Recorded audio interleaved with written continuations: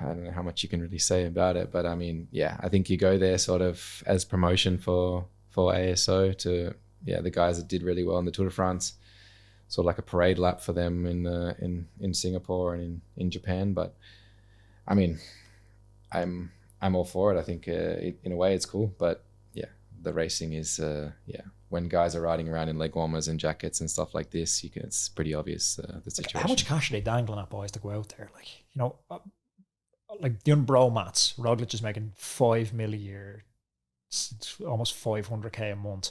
He's taking a week out of his life to go out to Singapore. He's not getting paid 10k for this. Like it's a decent wedge of cash to go out there, assumingly.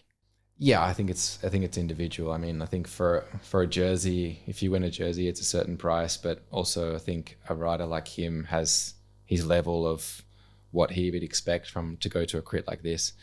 I mean, for me, the off season is to take off and it's to be with my family and to do other things other than cycling. But yeah, I mean, everyone has their own idea of what they want to do in their off season. So I'm not judging anyone on it. Your missus not saying to you like 500k, get out the door, get to Singapore. No. She's trying to have me home as much as we can. Because I mean, for us now these days, I think I was home maybe 2 months of this year. So if you put another trip onto that with Singapore and Japan, it's there's no time really at home with your family. I mean, I got a daughter now that's 7 that I hardly even see, unfortunately, because I'm away so much with the sport. So anytime I'm not with the team, I'm trying to be at home as much as I can. Is that hard? Like, are you FaceTiming? Like, kind of, it's that funny age now where you actually are missing stuff. It's not like at 16 to 17, nothing really good happens from them ages. Yeah, I think especially now it's become sort of like normal that I just disappear for a week or 2 at a time, or even 3 weeks for a training camp or a grand tour.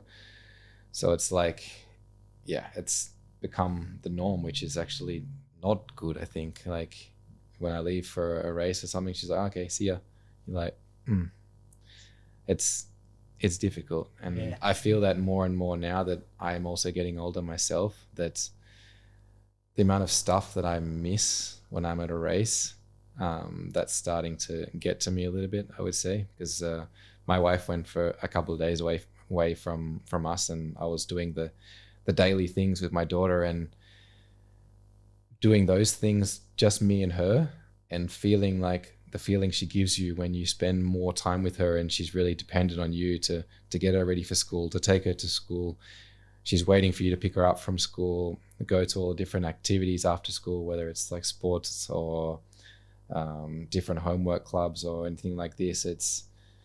You really feel that connection. And I think with me and my daughter, we honestly haven't spent enough time really together full time, just me and her, to really get that full connection that we've been able to get in this off season, that we connected a lot more, I would say. And I think now when I leave for this next training camp, I think this weekend, I think it's going to be more difficult. You're back training camps already? Yeah, we're on 29th, a little bit earlier this year than normal, which is actually cool. I mean, we're back earlier too, before Christmas. So I would rather it actually this way than be later in December and then go all the way through till Christmas.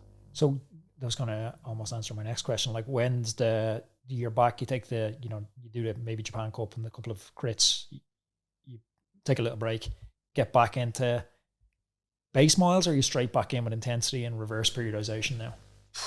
Well, everyone's sort of different, but for me personally, I don't really do the base miles.